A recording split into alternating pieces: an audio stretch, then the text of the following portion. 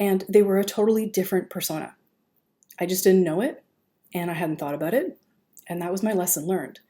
You have to go back and revisit these personas on a regular basis, because you don't want to do what I did, send out the exact same email hoping for the same results and then get completely bummed when it doesn't work and thinking, I was badass last year and now I'm, nothing.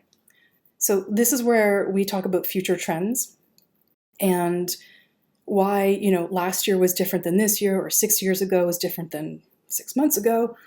It does change over time. And the conversation you need to be having is, how am I going to adapt to all these different changes? The answer basically is you just have to be really adaptable. You're going to try things, you're going to make mistakes.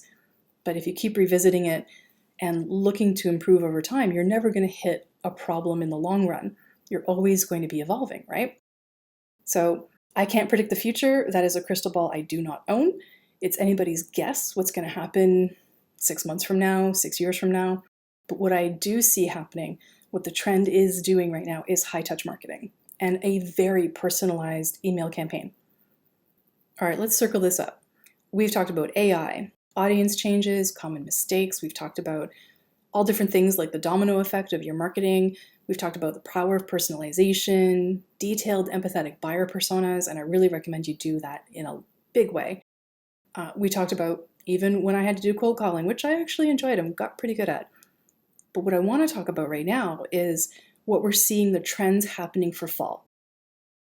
I started out this episode talking all about pumpkin spice lattes and the beginning of fall here in Canada. So for me, that always tells me it's time to get my ducks in a row for the fall email list growth and any revenue that I'm going to eke out between now and the end of the year. If you know this, you know this. Anything that happens after American Thanksgiving in November is a practical, just literally a no-go zone.